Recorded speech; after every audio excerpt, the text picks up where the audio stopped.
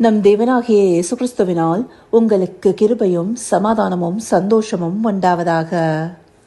இன்றைக்கு ராஜ்யத்தை குறித்து நாம பார்க்கவிருக்கிற வேத பகுதி 1 கொரிந்தியர் 2வது அதிகாரம் வசனம் 9.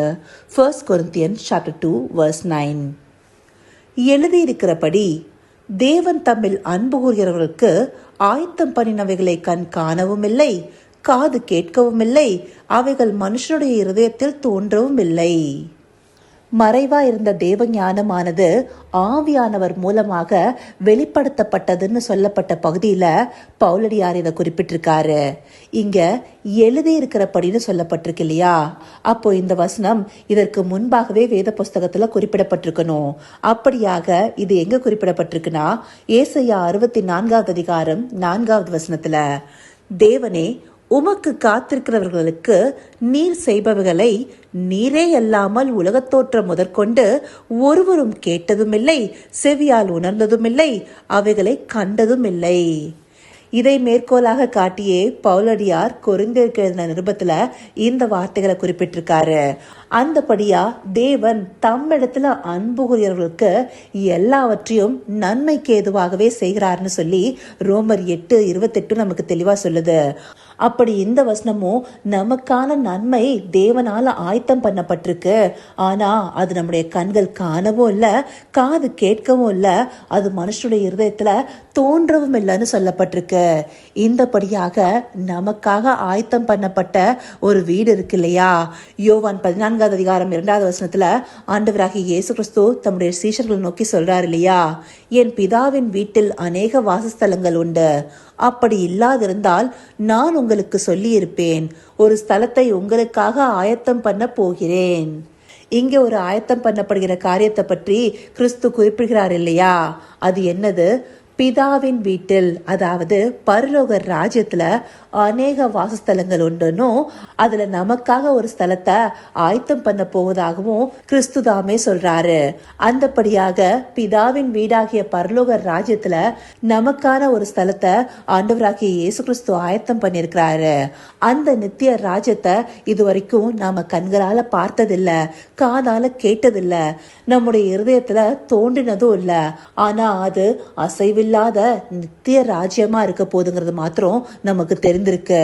அப்படிப்பட்ட ராஜ்யத்தை சுதந்திரத்துக்குள்ள நாம எவ்வளவு வாஞ்சையோடு இருக்கணும். அந்த ராஜ்யத்துல நமக்கு கவலை இல்ல, கண்ணீர் இல்ல. முக்கியமா இங்க நம்மள வஞ்சிக்கிற பிசாசானவன் அங்க இருக்கவே மாட்டான்.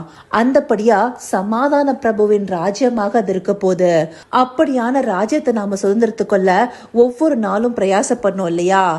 எபிரேயர் 12வது அதிகாரம் 28வது வசனத்துல, ஆதலால் அசைவில்லாத ராஜ்யத்தை பெறுகிறவர்களாகிய நாம் பயத்தோடும் பக்தியோடும் தேவனுக்கு பிரியமாய் ஆராதனை செய்யும்படி கிருபையை பற்றி கொள்ள கடவும்னு சொல்லப்பட்டிருக்கு.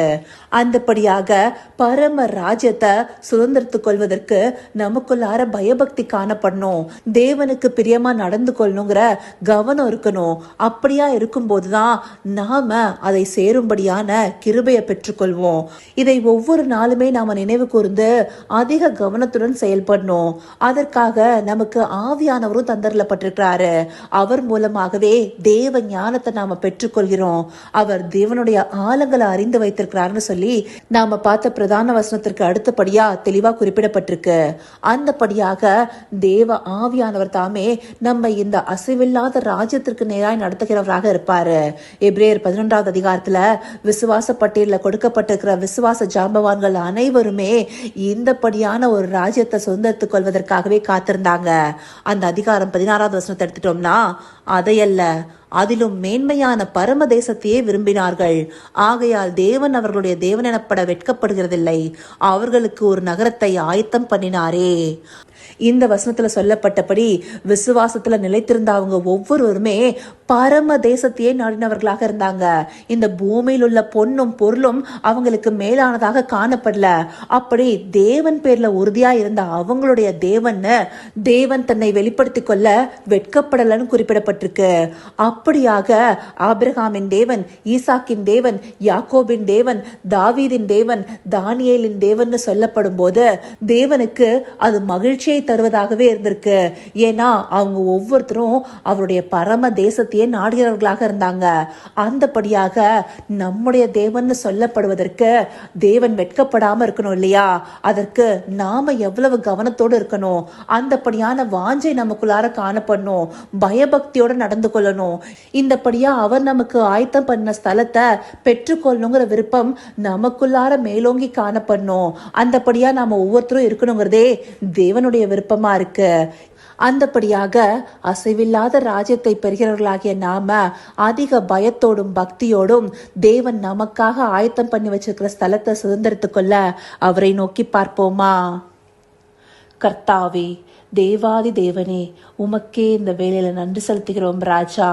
அப்பா, உம்மிடத்தில் அன்புகிறவர்களுக்கு நீர் ஆயத்தம் பண்ணினத எங்க கண்கள் காணவும் இல்லை, காது கேட்கவும் இல்லை, இருதயத்தில் அந்த நினைவு தோன்றவும் இல்லப்பா.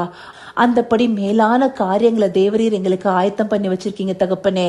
இதை சுதந்திரத்துக் கொள்ளக்கூடிய பயபக்தியோடும் தேவனுக்கு பிரியமான ஆராதனை செய்யும்படியாகவும் கிருபையை பற்றி கொண்டு ஒவ்வொரு நாளும் நாங்க உமதண்டையில சேரணும் தகப்பனே.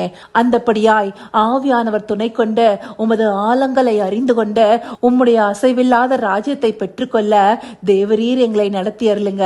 அப்படியே நீங்க நடத்த போகிற கிருபைக்காய் நன்றி. சகலவித துதி, மகிமை, கனம் யாவும் ஒருவருக்கே செலுத்துகிறோம். இயேசு கிறிஸ்துவின் மூலமாய் வேண்டிக் கொள்கிறேன் பிதாவே.